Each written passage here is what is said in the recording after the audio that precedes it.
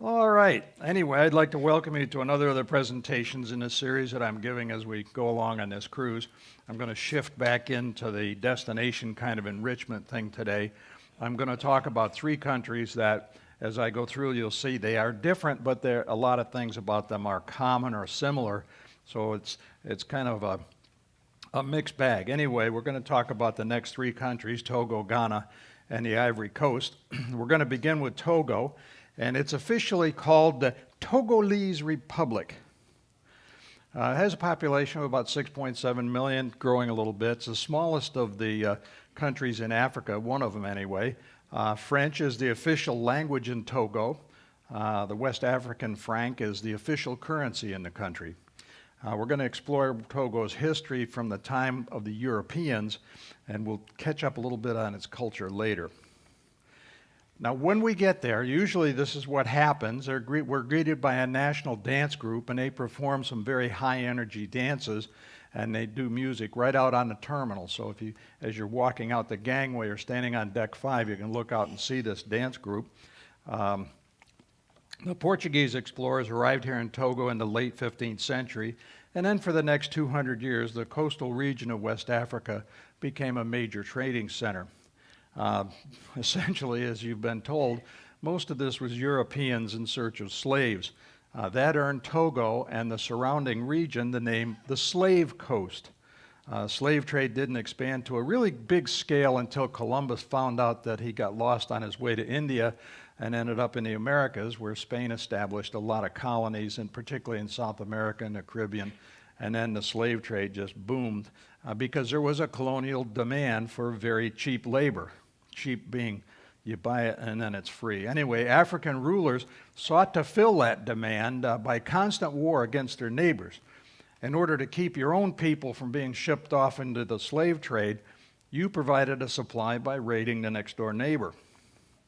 Now, some regions in West Africa depended on the exchange of European goods, and in particular, that was things like firearms that were needed to capture more slaves. The European and American governments passed legislation prohibiting the Atlantic slave trade in the 19th century. And about that same time, Germany signed a treaty with the King of Togo. By 1905, Togo was known as the German colony of Togoland. In the First World War, Togoland was invaded by both French and British troops. After the war, the land was separated into two League of Nations mandates. They were administered by Britain and France. Following the war, they became UN trust territories. British Togoland joined the Gold Coast as part of the new independent nation of Ghana, and the French Togoland became an autonomous republic within the French Union. An Independence Monument, this big, large monument, was built shortly after the independence of Togo in 1960. It's the symbol of liberation of the Tongolese people from what they saw as the repression of the French government. And it sits right in the middle of a huge traffic circle, so it's kind of hard to just walk out to the monument. After Togo became an independent country, the government suffered things like assassinations, a military coup, and finally a dictatorship. Now, the dictator at the time died unexpectedly in 2005 after having been in power for about 38 years. That dictatorship was the longest lasting in Africa. And their current government is now a republic, and it's in the process of transitioning to a multi-party democratic rule. There are many, many ethnic groups in Togo. Today, maybe 40 different ones that have very different and distinct cultures in the country. The most numerous are the Ive. It's spelled like you, but it's Ive. They make up about 1/3 of the total population. In modern times, the chiefs are pretty much elected by a consensus, and they get advice from the village and the tribal elders. The people see the chief as the communicator between everyday life and their ancestors. The Ive chief sits on a black stool. A white stool is reserved for honorary chiefs who are recognized for their significant contributions to a village. Certain rituals cannot be performed by honorary chiefs. They must be administered or conducted only by the true chief.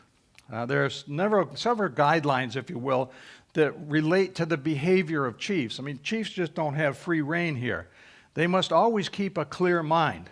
They're expected to keep their heads covered in public, and they are not to be seen drinking any spirits.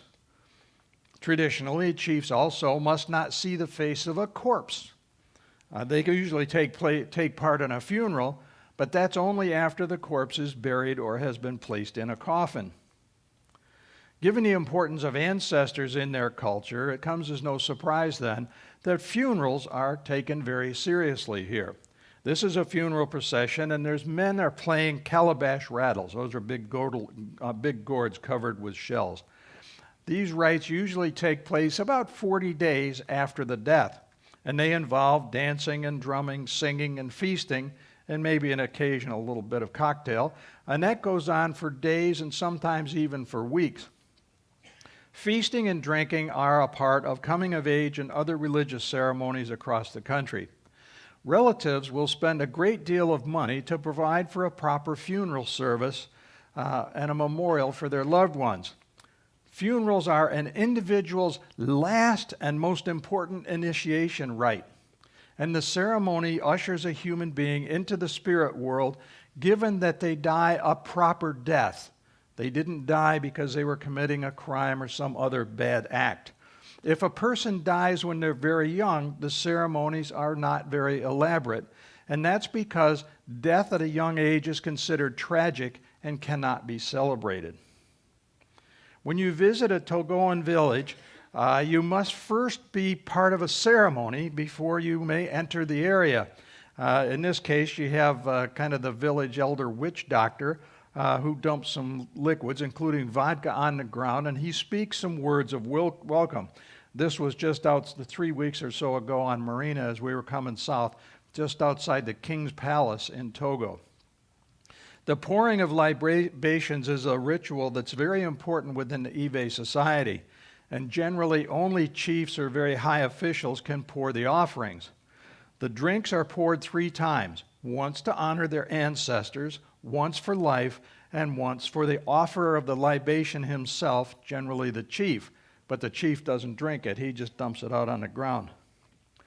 In order to have a greater understanding of what you say when you visit here, we're going to start with a little bit of an explanation of voodoo.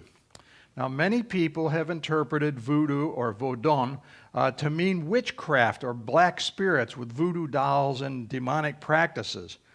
Ironically, voodoo is supposed to protect its followers from demonic practices and evil things. Somewhere along the line, it got mutated, probably in Hollywood, into the Western meaning of exactly the opposite of what it is. Because of the misunderstanding, many have tried to suppress voodoo as well as other African indigenous religions. These fetishes are just outside the King's Palace in Togo. Voodoo is a means for a human being to communicate with the spirits.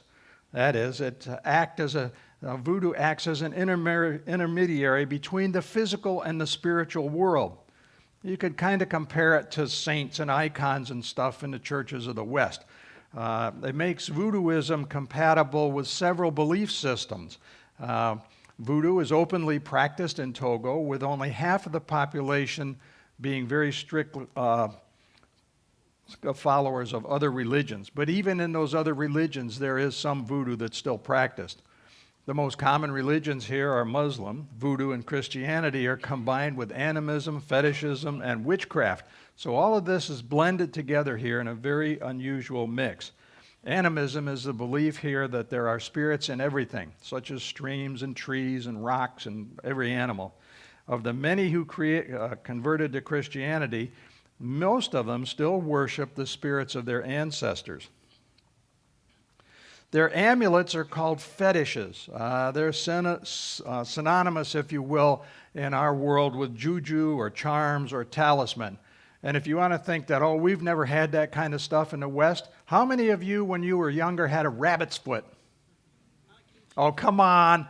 I know you guys had rabbit's feet because that was a big deal way back when.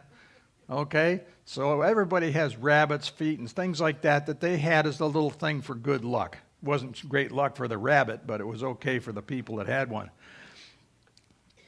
Anyway, everything here is considered design, and it follows that the amulet contains the power of the divine.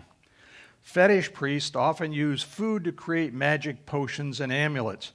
Ancestral spirits are always offered food and drink before they can be consulted. I mean, you don't want to have a hungry ancestor trying to answer your questions. Those questions, by the way, the answers can influence a person's life. For instance, the future may be divined by just tossing grains of rice into a box. Or certain foods may be prescribed by the voodoo priest that may be forbidden, and that's to improve your health or to get rid of some misfortune. So the voodoo priest would probably have a field day up in the terrace. Significant religious authority here is the person that's called a mirabout, Muslim mirabout. He's considered a miracle worker, a physician, and a mystic who exercises both mystic and moral magical authority. A mirabout is also respected as a dispenser of those amulets which protect the wearer against evil. That's an inanimate object worshipped for its magical powers, and it could be inhabited by a spirit. You know, you have the spirit of that little rabbit that's on your keychain. The fetish market in Lome is it's famous throughout the region, even in other countries here, for the variety of its products. Now, most of them are ingredients that traditional healers use for rituals or to make magic charms and potions. Now, I know it's not too long after breakfast, but I'm going to kind of describe this place a little bit. These things include things like dead rats and herb-garnished animal parts. They have skulls of monkeys and hyenas, horns of all kinds of animals. Now, there are no set prices for any of the items in the fetish market. So when you go there to do your afternoon shopping, please feel free to negotiate. And if the price seems a little bit unreasonable, the healer will toss some cowrie shells up into the air to ask the gods what a fair price is. And if you still don't agree with it, he'll throw the shells up again and he'll give you another price. And that will continue until you finally get to the price that you're willing to pay and he's willing to accept. It's kind of a different bent on the old barter and negotiation thing. Now, according to the vendors, the effectiveness of these fetish items is guaranteed. Absolutely guaranteed. And this is a quote from them. Quote, "Here I have the head of a crocodile, the head of a cat, and lots of monkey heads. To make our medicine, we grind up the heads with herbs, put the mixture in a fire, and that leaves us with a black powder. We cut open the person's chest or back 3 times and rub the powder into the flesh." Unquote. Doesn't that sound like something you would love to have your doctor back home do to you? Boy. Now, the fetish market is also a place where you can find some great samples of Ive figures. Traders at the fetish market generally keep them hidden. They're not up on the counters as they are in other markets, but they'll bring them out if you ask for them. Now, the women keep these particular dolls, these fetish dolls, under their mattresses to ensure fertility. And strangely enough, a doll that has a broken arm or a broken leg is considered by the Ive to be even more powerful, because those dolls ensure that children will be born healthy with their arms and legs intact. Twin dolls represent dead twins or the residents of a dead child's soul. That doll is carried around by the mother. She carries it on her back, she feeds it, she cleans it, and she dresses it for the rest of her life. The dead twin doll, or the twin doll, is often placed at the table when the family has dinner in the place of the deceased child. Now, the ceremony that we witnessed last month here was a ritual dance to the Zangbito. The Zangbito, or the night watchmen, are the traditional voodoo guardians of the night. They resemble, maybe 6.5, 7 foot high haystacks, and they spin around, they twirl, kind of like the Sufis that you see in the whirling dervish sects. And they go around and they go around. It's really kind of an interesting thing. Legend tells us there are no humans inside that haystack, only the spirits of the night. In fact, to prove it, the haystacks, the people in the village will come up and they'll tip the haystack over. And out will come maybe a little guinea pig or a little chicken Or in one case, a crocodile. Those are all live, by the way, and they kind of run around. It's kind of interesting. And then they put the haystack back over, and it starts to spin, and off it goes. It's kind of like a big floor sweeper, but it's just a haystack. And off to the side of where this is going on, the village people are all having this gigantic dance festival where they're dancing, and they have a band that's playing, and it was absolutely nonstop. To add to the mayhem, they have a local witch doctor who was running around symbolically scaring the enemy away. He also wanders around the streets of the village to detect thieves and to dispense justice. The witch doctor appears to be in a trance, and he gets in the face of the visitors. He climbs a tree, does somersaults, all that kind of stuff. It might be an act, or the sound of the pounding drums may actually enhance him. Or he might have had a little bit too of the happy juice that they sprinkle around the area. Anyway, regardless, his altered state of consciousness enables the witch doctor to be inhabited by the spirits, either liquid or otherwise. Now, we witnessed elements of a traditional voodoo circumcision ceremony. Now, the witch doctor chased small boys around, and they'd run away because they were scared of him. And the witch doctor was the one who would choose and capture the boys who were to be circumcised. Today in Togo, the boy is circumcised, and then he's sent out into the forest for several weeks until he's healed. Now, back several years ago, maybe a half a century or so ago and earlier, they sent him out into the woods for a year.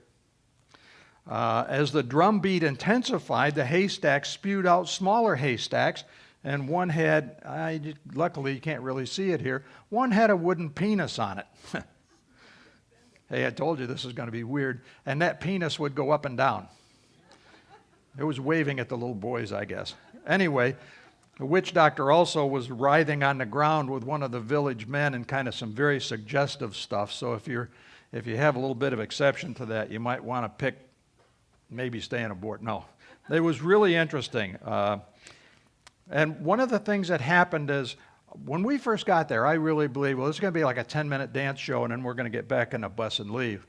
We were there for over an hour, and finally the tour company that had taken us to this village, the manager of that company told us we had to get back on the bus to go. And I don't know whether he thought things were going to get even wilder, or if he just kind of thought we were running out of time, because we were well past an hour.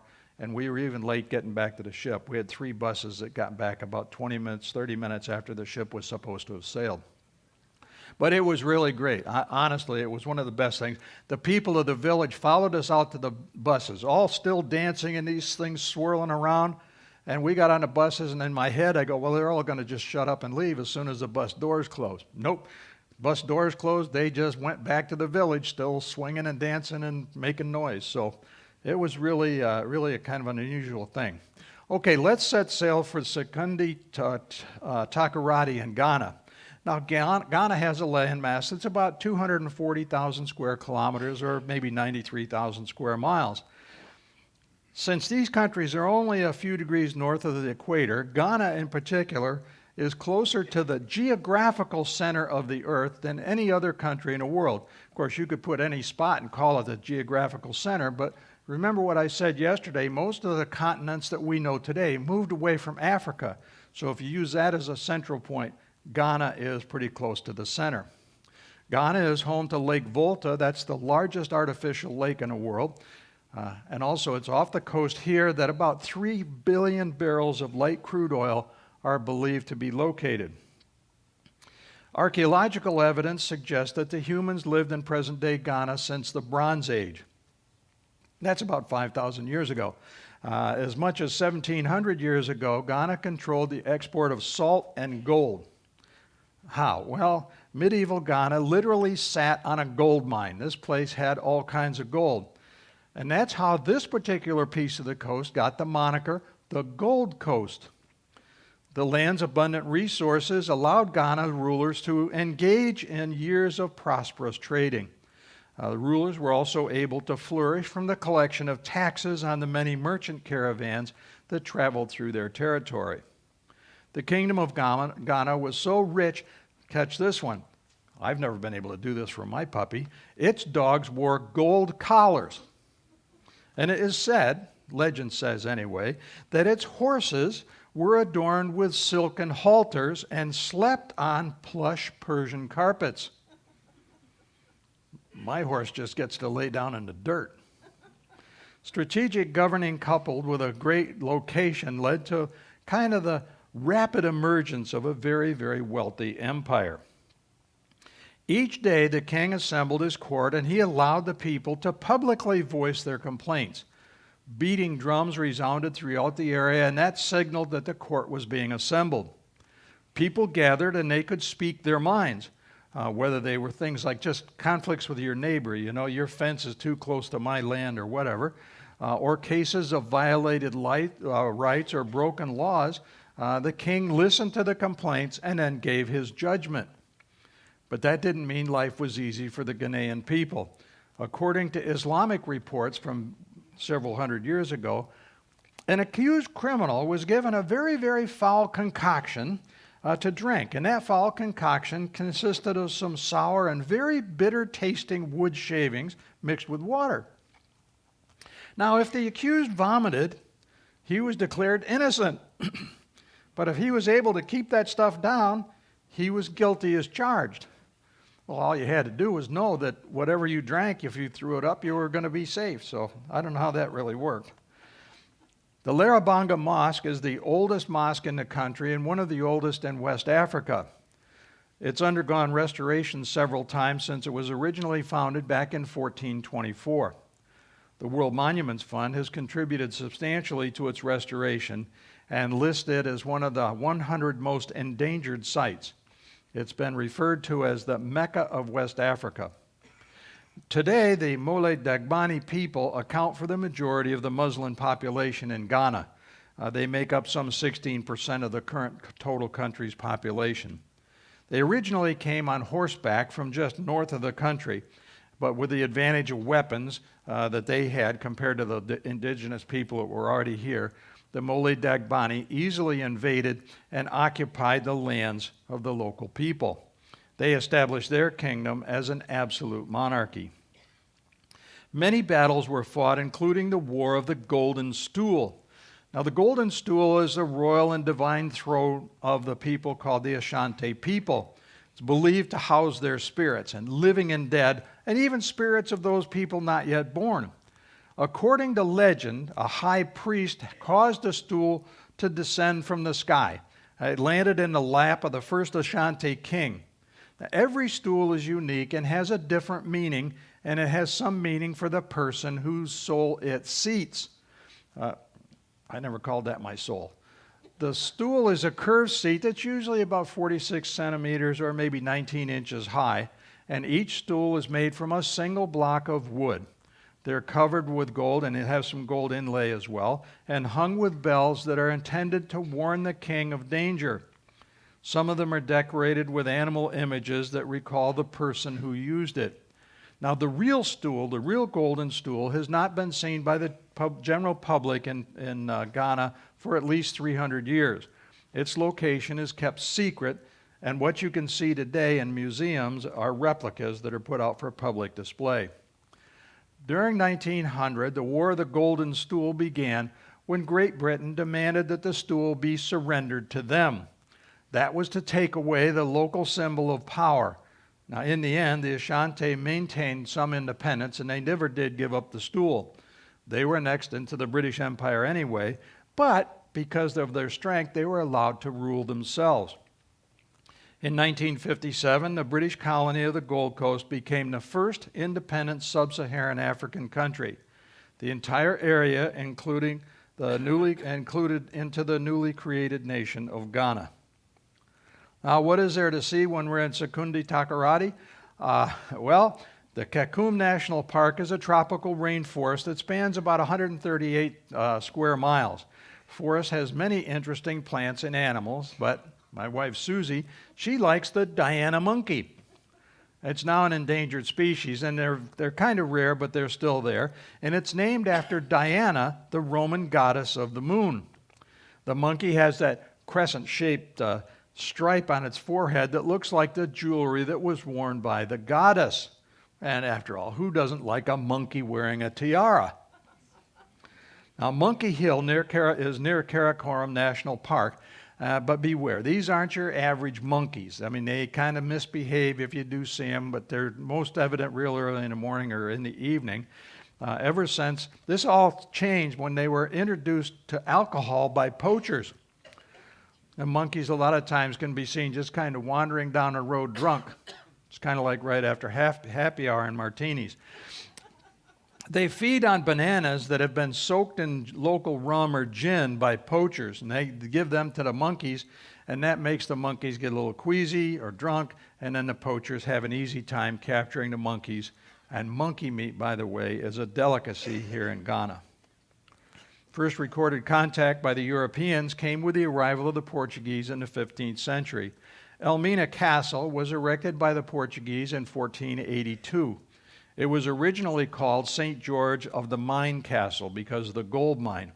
It was the first trading post that was built on the Gulf of Guinea, and so it's the oldest European building in Africa south of the Sahara. It was established originally as a trading post, but later became one of the most important stops on the Atlantic slave trade. The Dutch seized the fort from the Portuguese in 1637, and the castle acted as a depot where slaves were bought in bartering fashion from a local African chief and kings. The slaves were often captured in the interior of Africa by the coastal people. The enslaved were sold to Portuguese traders in exchange for goods such as textiles and horses. Slave trade continued under the Dutch until 1814. In 1872, the Dutch Gold Coast became a possession of the British Empire.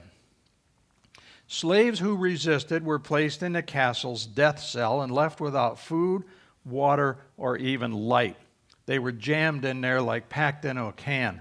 Slaves that didn't resist were held captive in the castle, and they exited the castle through the infamous door of no return. They were to be transported and resold in the newly colonized Brazil and other Portuguese colonies to the west. Today, and this happened when we were there 3 or 4 weeks ago, high school students from across Ghana are brought, the country requires that this be done, brought to various historical sites across the country so that those students can understand and believe what happened to the people of Africa. I think it's a really good thing to do. Next to the castle is Elmina Village. It's a home to a large number of fishermen and their families. During the peak of the castle's use by the Portuguese and Dutch, the European people, they didn't bring their wives down here. Most of them didn't want to come down here. So they took concubines from among the slaves, and they were kept in houses out in the village. If the woman gave birth to a child, that child was taken back into the castle and trained in what is called the castle schools.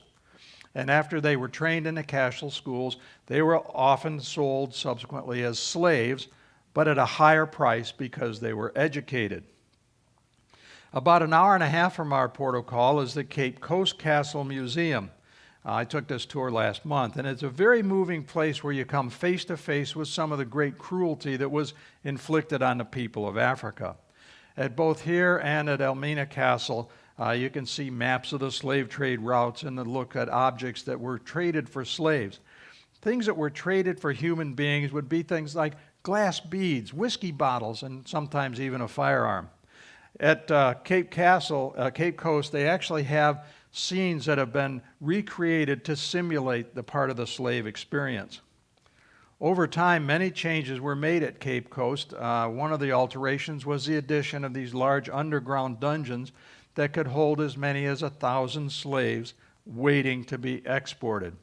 They had another dungeon that was for the female slaves that was up above ground level. The ones below ground level were all for men. In exchange for gold, mahogany, local items, and even their own people, the natives received clothing, blankets, spices, sugar, silk, and much more. The castle at Cape Coast was one of the markets where those transactions took place, and today it's a UNESCO World Heritage Site. Now, what do you want to buy in Ghana? Actually, Ghana has some interesting things that you get for souvenirs. There's a unique art form that's called Adinkra printing. Back in the 13th century, they were hand-printed and embroidered cloths that were worn by the royalty during religious ceremonies. There are many different symbols and designs that are stamped into the cloth, and each symbol has a specific individual name. Their meaning comes from maybe from a proverb or a historical event, a human attitude, a flower or shape, or even some inanimate and man-made objects. Along with the Andinkra cloth, Ghanaians use many different fabrics for their traditional dress. Each ethnic group has its own individual cloth, and the best known is the kente cloth. It's a very important element in the Ghanaian national costume. Kente is a ceremonial cloth that's hand woven on horizontal treadle looms, and they make 4-inch wide strips of material that are quite long, and all of those are then sewn together to make a larger piece of cloth that has a variety of colors and designs and shapes. Kente is more important than just a cloth in the culture of Ghana.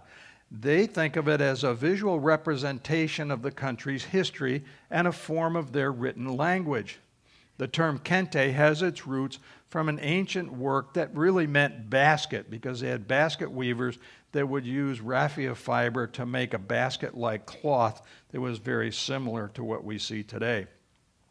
Now let's sail over to the Ivory Coast and our port at Abidjan. Abidjan is one of the world's largest French-speaking cities, and it's often referred to, remember we've already said this for a couple other places, this one is also referred to as the Paris of Africa. Country in West Africa is officially named the Republic of Côte d'Ivoire. The name came from the Portuguese and the French merchant explorers back in the 15th and 16th centuries. They divided the west coast of Africa into 5 segments, and they were often given names that reflected the local economies.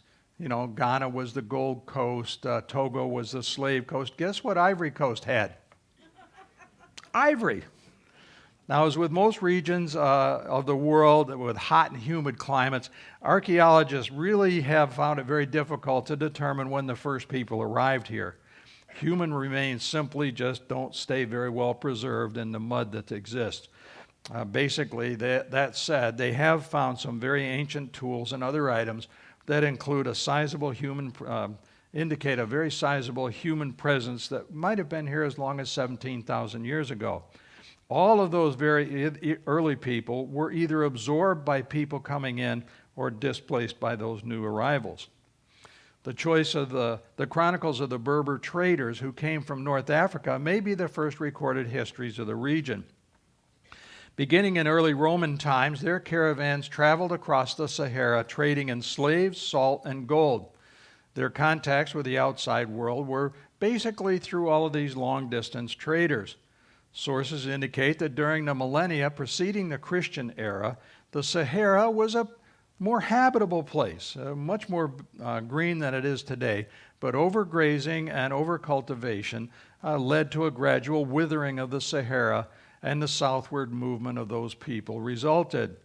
The wide-ranging activities of these turbulent Berber warriors were made possible by the introduction in the northern regions of the camel. Other Berber groups followed in the 7th and 8th centuries, and all of them were fleeing in large numbers coming south. They were fleeing from Arab conquerors. The Berbers lived in villages and practiced subsistence agriculture and hunting. In the rural areas of the Ivory Coast, many of the people still live that way. In the 15th century, while the rest of Europe was decimated by the Black Plague, Portugal was looking for a faster way to reach Asia. It was this search that led them down to the Ivory Coast in West Africa. Maps from the period show a very accurate depiction of the coastline. With technological and cultural advantages, Portugal dominated world trade from the 15th to the 16th centuries, and Portuguese founded many urban centers and large trade centers in West Africa. When the merchants from Britain and France and the Netherlands began trading along the Atlantic coast of Africa, they encountered some pretty well-established traders. The European companies erected fortified warehouses that they called factories, and along the coast they were all built to store goods and to defend their trading rights from foreigners. Cowrie shells from the Indian Ocean were used by the local populations as currency. Now think of that. This is from way over in the Seychelles, is where those shells came from. It's a long way away. Goods that were imported to Africa included cloth, iron, and copper. In exchange for African wares, the Europeans received textiles, gold, spices, and gum, not chewing gum. Ivory from the west coast of Africa were among the first artifacts that were brought back to Europe for trade. Ivory carvings often became parts of large collections of assorted exotica all around the world. They were called the white gold in Europe. Through the late Middle Ages, ivory icons, statues, and other religious artifacts and paraphernalia were common in England. Ivory was also used for such important things as piano keys and billiard balls and other expressions of wealth, if you will. Around 800 to 1,000 tons of ivory was sent to Europe every year. And they often used slaves or future slaves. People were captured in the interior, were then forced to carry the ivory tusk to the coast where the tusk could be sold, as well as the slaves. After the Dutch and English became involved in Africa, the magnitude of the slave trade grew exponentially. And just from this little country, 175,000 slaves were taken to both Europe and the Americas. It wasn't until the mid-19th century that the French were firmly established here. A French admiral sailed down here and signed some treaties with the regional kings, and that made the African territory a French protectorate. The treaties provided for trading privileges in exchange for fees paid to local rulers for the use of their land. France also wanted to maintain a presence here to stem the increasing influence of Britain along the coast of Ghana. The Gulf of Guinea. The French built naval bases to keep out French traders, but the defeat of France in the Franco-Prussian War caused their government to abandon its colonial ambitions. They withdrew their military garrisons from the Ivory Coast, and they left their trading posts just up to individual resident merchants. One such trading post was in the care of Arthur Verdier. He was a shipper from Marseille, and he sits here in this monument that's to the French pioneers. And one of them represents Verdier. Later, French again assumed direct control of its West African colonial trading post. In 1889, Britain recognized finally the French sovereignty, and 4 years later, Ivory Coast was made a French colony. The main goal of the French was the production of exports such as coffee, cocoa, and palm oil. All of those crops were planted along the coast. The Ivory Coast stood out as the only West African country with a sizable population of expat settlers. As a result, French citizens owned about a third of the coffee, cocoa, and banana plantations, and they used a forced labor system. I guess you could call that slavery. In 1905, the French officially abolished slavery in most of French West Africa. The Vichy regime ruled the French government from 1940 to 1944. The Vichy government was declared following the military defeat of France by Germany. They also controlled the Gold Coast. In 1942, Winston Churchill returned the power of the French government back to members of Charles de Gaulle's provisional government. Within 3 years, French citizenship was granted to all of their African subjects. Félix Houphouët-Boigny became Ivory Coast's father of independence. In 1944, he formed the country's first agricultural trade union for cocoa farmers. Angered that colonial policy favored the French plantation owners, his United Trade Union recruited migrant workers for their own farms.